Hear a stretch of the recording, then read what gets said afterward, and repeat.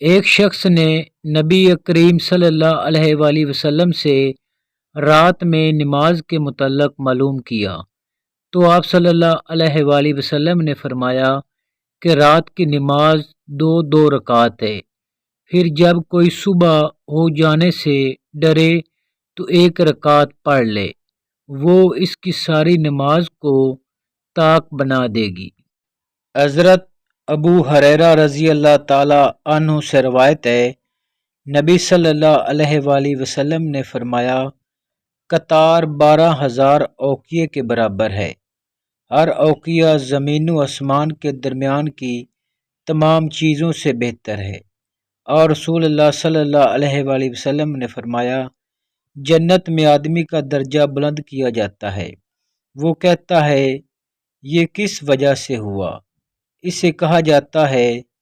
تیری اولاد کے تیرے لیے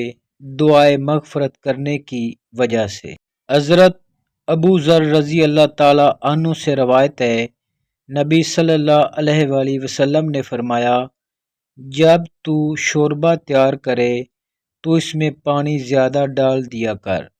اور اس میں سے کچھ شوربہ اپنے پڑوسیوں کو دے دیا کر۔